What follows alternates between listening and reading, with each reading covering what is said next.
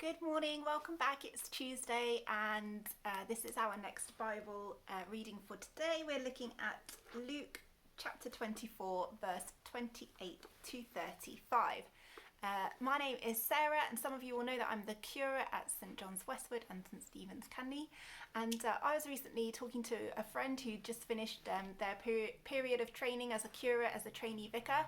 and he told me a story about one of the first funerals that he ever took, where he visited the family and spoke to them about the person who had died and found out all about their life. It was a person that was part of the congregation of their church, and he kind of prepared for the funeral. And as he stood up on the day to take the funeral, he stood up in front of the congregation that had gathered, and as he looked out, he saw in the congregation, sat in one of the seats, the lady who he thought he was taking the funeral of sat in the seat. And so the person that he thought had died was not the person that had actually died, and they were in fact just sat there alive, breathing, and partaking in the funeral of some other person who had actually died. And I don't know whether any of those kind of mishaps will happen to me at funerals, but in the passage today we have another story of some people gathered in a room, and the person that they thought was dead turned out to actually be alive and sat in the room with them.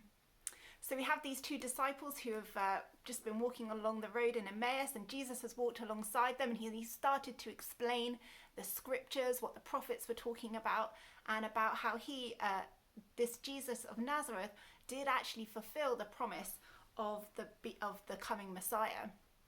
And they haven't recognized him yet, but there's this moment where they sit down together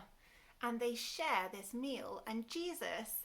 breaks the bread just as he had done at the Last Supper when he sat round with his friends. He breaks this bread and he gives it to them. And in that moment, these two disciples recognize Jesus, the living Jesus, the risen Jesus, the one who they thought was dead, but was actually alive and sat in the room with them. And so over this meal of friendship and intimacy, they recognize that Jesus is there and with them. I don't know about you, but I often watch these daily videos that other people put out whilst I eat my breakfast in the morning, and it's just this opportunity to kind of have a meal and turn my attention towards Jesus. So I just encourage you today, whatever the next meal is that you eat, maybe you're eating something right now, I don't know, but whatever the next meal is that you eat today, just take a few moments to just pause